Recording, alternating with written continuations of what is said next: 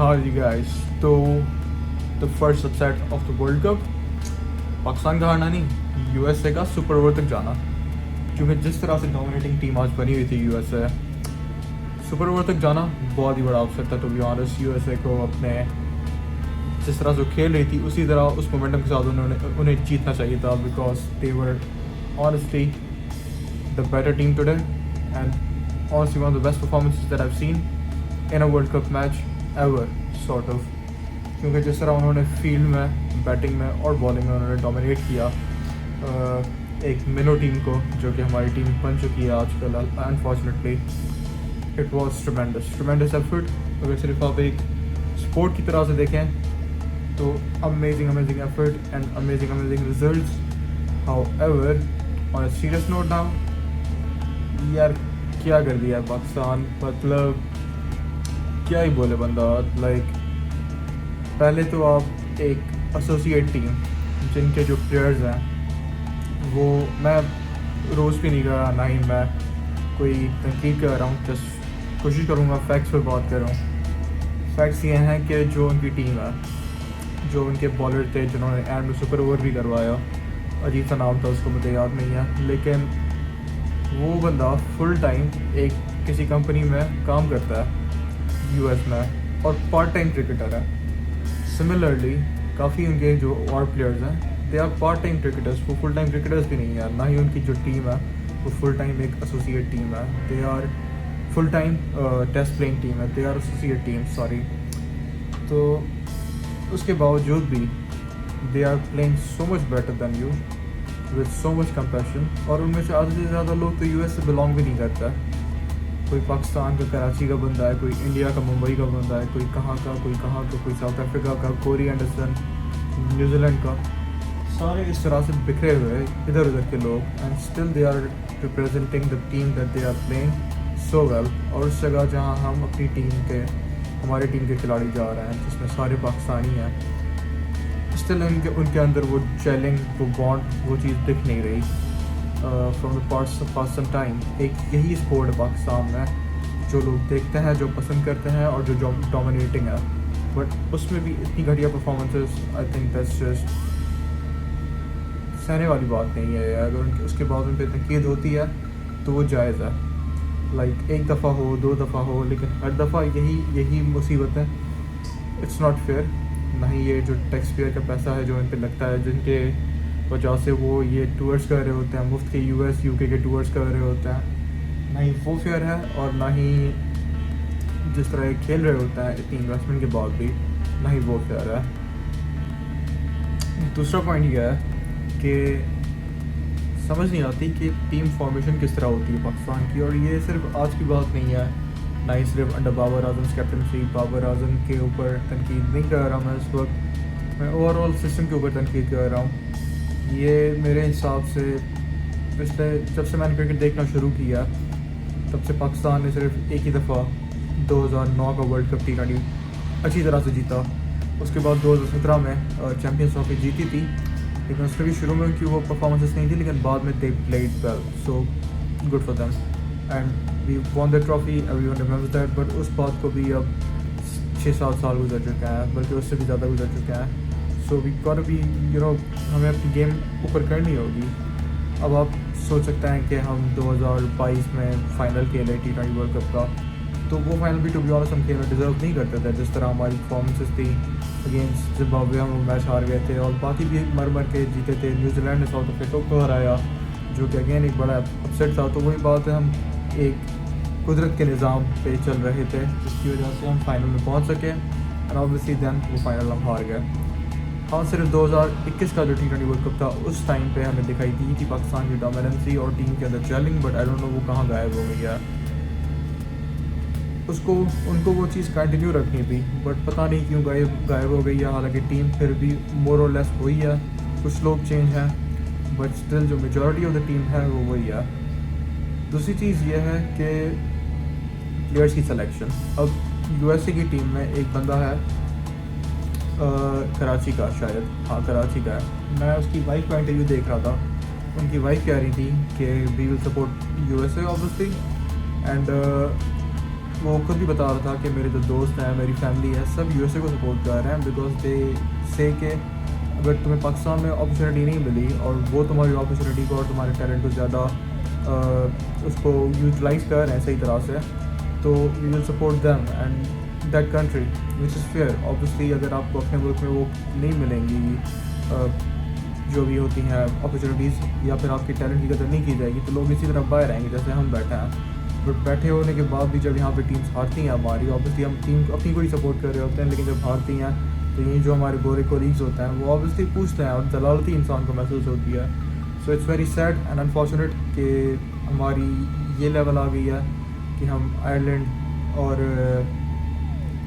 USA, Afghanistan और Zimbabwe जैसी टीमों से हारेंगे, न्यूजीलैंड की सी टीम से अपने होम ग्राउंड पे मैचेस हारेंगे।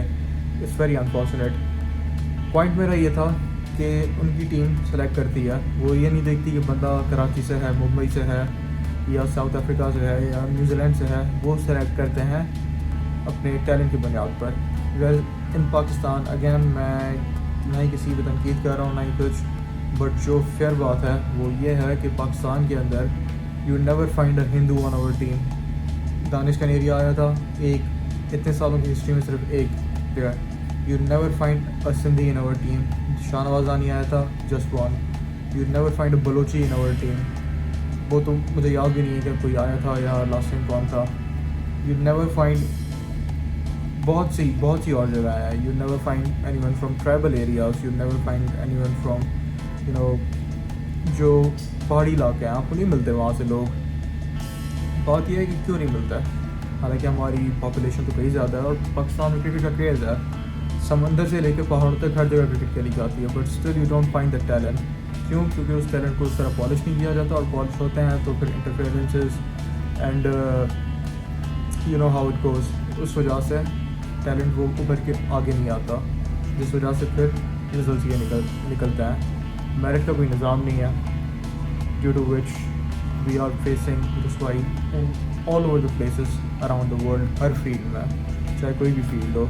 सिर्फ एक क्रिकेट थी जिसमें हम अच्छा कर रहे थे, जिसमें हम प्रॉफिट में भी थे, लेकिन जो हालात दिखाई दे रहे हैं, क्योंकि अब नेक्स्ट आई थिंक 1-2 सालों में क्रिकेट ओलंपिक्स में आएगी, जिसके बाद ऑब्वियसली क्रिकेट की जो गेम है वो ज़्यादा ग्लोबल होगी, और यूएसए, कनाडा, नामीबिया, ओमान जैसी टीमें और उभर के आएंगी।